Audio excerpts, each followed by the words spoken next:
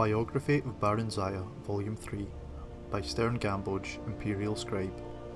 In the second volume of this series, it was told how Barenziah was kindly welcomed to the newly constructed imperial city by the Emperor Tiber Septim and his family, who treated her like a long-lost daughter during her almost 1 year stay. After several happy months there, learning her duties as vassal queen under the Empire, the Imperial General Symmachus escorted her to Mournhold, where she took up her duties as queen of her people under his wise guidance. Gradually, they came to love one another and were married and crowned in a splendid ceremony at which the Emperor himself officiated. After several hundred years of marriage, a son, Helseth, was born to the royal couple amid celebration and joyous prayer.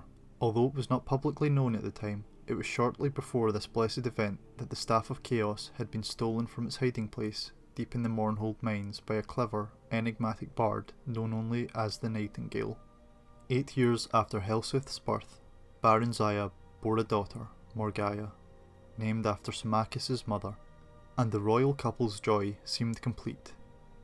Alas, shortly after that, relations with the Empire mysteriously deteriorated, leading to much civil unrest in Mournhold. After fruitless investigations and attempts at reconciliation, in despair, Barenziah took her young children and travelled to the imperial city herself to seek the ear of the Emperor Uriel Septim VII.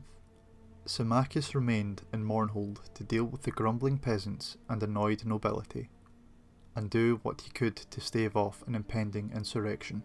During her audience with the Emperor, Barenziah, through her magical arts, came to realise to her horror and dismay that the so-called Emperor was an impostor, none other than the Bard Nightingale who had stolen the Staff of Chaos.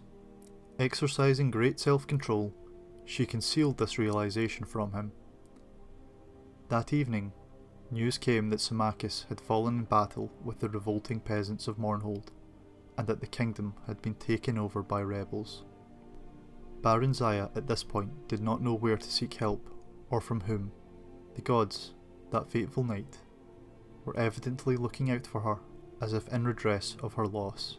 King Eadweir of High Rock, an old friend of Uriel Septim and Symmachus, came by on a social call. He comforted her, pledged his friendship, and furthermore confirmed her suspicions that the Emperor was indeed a fraud, and none other than Yegor Tharn, the Imperial Battle Mage, and one of Nightingale's many alter egos.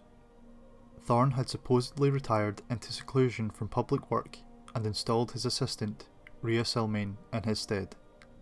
The hapless assistant was later put to death under mysterious circumstances. Supposedly, a plot implicating her had been uncovered, and she had been summarily executed.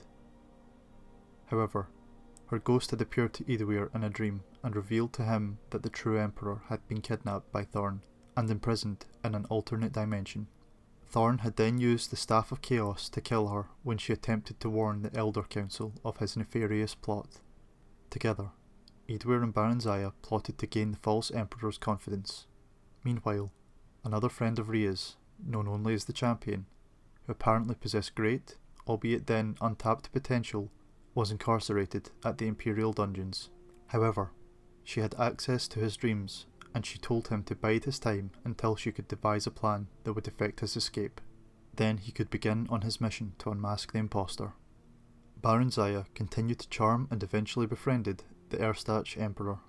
By contriving to read his secret diary, she learned that he had broken the Staff of Chaos into 8 pieces and hidden them in far-flung locations scattered across Tamriel. She managed to obtain a copy of the key to Rhea's friend's cell and bribed the guard to leave it there as if by accident. Their champion, whose name was unknown even to Barenziah and Eadweir, made his escape through a shift gate Rhea had opened in an obscure corner of the Imperial dungeons, using her already failing powers. The champion was free at last and almost immediately went to work. It took Barenziah several more months to learn the hiding places of all 8 staff pieces through snatches of overheard conversation and rare glances at Tharn's diary. Once she had the vital information, however, which she communicated to Rhea forthwith, who in turn passed it on to the champion, she and Eadweir lost no time. They fled to Wayrest, his ancestral kingdom in the province of High Rock, where they managed to fend off the sporadic efforts of Tharn's henchmen to haul them back to the Imperial City, or at the very least obtain revenge. Tharn, whatever else may be said of him, was no one's fool save perhaps Barenziah's, and he concentrated most of his efforts towards tracking down and destroying the champion. As all now know, the courageous, indefatigable and forever nameless champion was successful in reuniting the 8 sundered pieces of the Staff of Chaos. With it, he destroyed Tharn and rescued the true Emperor, Uriel Septim VII. Following what has come to be known as the Restoration, a grand state memorial service was held for Symmachus at the Imperial City, befitting the man who had served the Septim dynasty for so long and so well. Barenziah and good King Edwir had come to care deeply for one another during their trials and adventures, and were married in the same year shortly after their flight from the Imperial City. Her 2 children from her previous marriage with Symmachus remained with her, and a regent was appointed to rule Mournhold in her absence. Up to the present time, Queen Barenziah has been in Wayrest with Prince Helseth and Princess Morgaya. She plans to return to Mournhold after King Edwir's death, since he was already elderly when they wed. She knows that that event, alas, could not be far off as the elves reckon time. Until then, she shares in the government of the Kingdom of Wayrest with her husband, and seems glad and content with her finally quiet and happily unremarkable life.